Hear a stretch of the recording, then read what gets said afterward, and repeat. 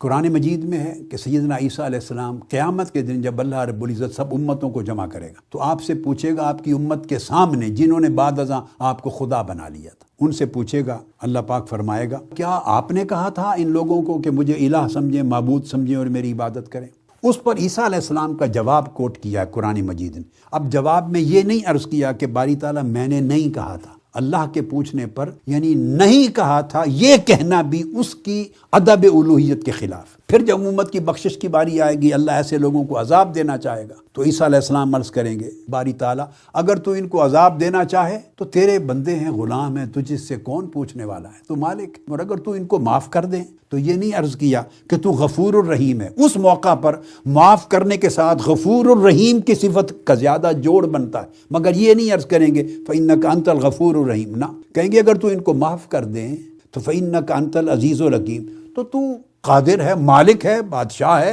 حکمت والا، تجھے کون پوچھنے والا ہے۔ یہ اللہ کے ساتھ ہم کلامی کا ادب ہے۔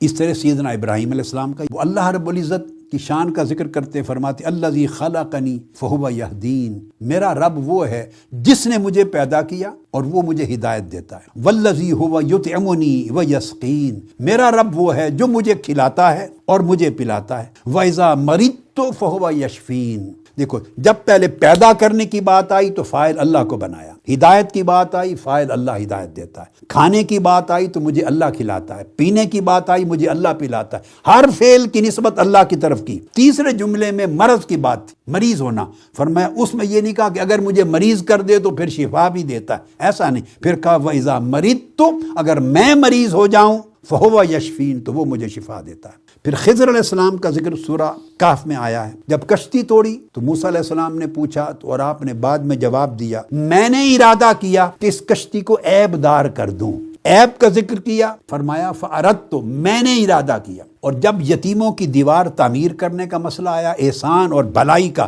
تو وہاں وہی خضر علیہ السلام فرماتے آپ کے رب نے ارادہ کیا کہ ان کی دیوار کھڑی کر دی جائے تاکہ یہ جوان ہونے تک ان کے چھپے ہوئے خزانے کو کوئی چرا نہ سکے جو اس کے مرحوم والدین چھوڑ کے گئے۔ تو جہاں احسان اور بھلائی کا ذکر کیا وہاں کہا فَأَرَادَ رَبُّكَ، آپ کے رب نے یوں چاہا۔ جہاں عیب کا لفظ بولنے لگے ہیں کہا فَأَرَدْتُ أَنْ أَعِيبَ، میں نے ارادہ کیا کہ عیب کروں۔ آدم علیہ السلام اترے ہیں زمین پر اللہ سے معافی مانگنے کے لیے، یہ نہیں عرض کیا کہ باری تعالیٰ معاف فرما دے، نہیں کہا ربنا ظلمنا انفسنا، اے ہمارے رب ہم نے اپنی جانوں پہ ظلم کیا، وَإِن لَمْ تَغْفِرْ لَنَا وَتَرْحَمْنَا، اگر تو نے نہ بخشا اور ہم پہ رحمت نہ کی لَنَكُونَنَّ مِنَ الْخَاسِرِينَ، ہم خسارہ پانے والوں میں ہو جائیں۔ تو اللہ رب العزت زبان نبوت سے ہمیشہ انسانیت کو ادب سکھاتا۔ اللہ رب العزت نے ارشاد فرمایا ایمان والو جب حضور علیہ السلام کو بلانے لگو مجلس میں تو رائنا نہ کہو، یہ ایک ایسا لفظ ہے کہ اس میں بے ادبی کے معنی کا خدشہ ہے، یا بے ادب لوگ بے ادبی کا معنی نکال سکتے ہیں،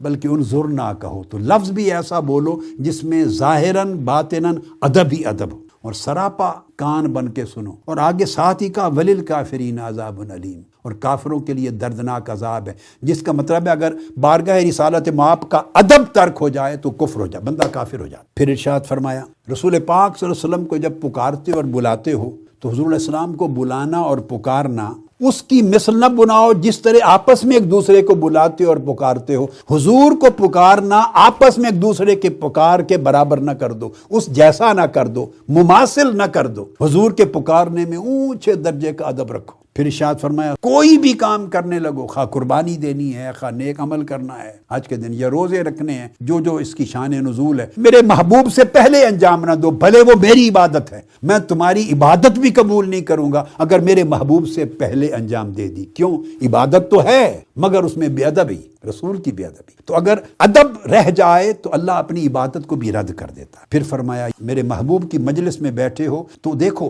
اپنی آواز بھی میرے محبوب کی آواز سے بلند نہ کرو، آواز کو آواز سے بھی بلند نہ کرو، ادب ہے، اور نہ اس طرح اونچی آواز سے اور اس انداز کے ساتھ جیسے ایک دوسرے کو بلاتے ہو اس طرح وہ میرے محبوب کو بھی نہ پکارا، تمہارے اعمال سارے غارت چلے جائیں گے، کفر ہو جائے گا۔ جو لوگ اپنی آوازیں ادب کے باعث میرے محبوب کی بارگاہ میں پست رکھتے ہیں، نیچے رکھتے ہیں، اولئک الذین امتحن اللہ قلوبہم للتقوی، یہی وہ لوگ ہیں جن کے دلوں کو اللہ نے تقوی کے لیے چن لیا ہے۔ کن کے دلوں کو اللہ نے تقوی کے لیے منتخب فرمایا؟ وہ دل جس میں رسول کا ادب ہے۔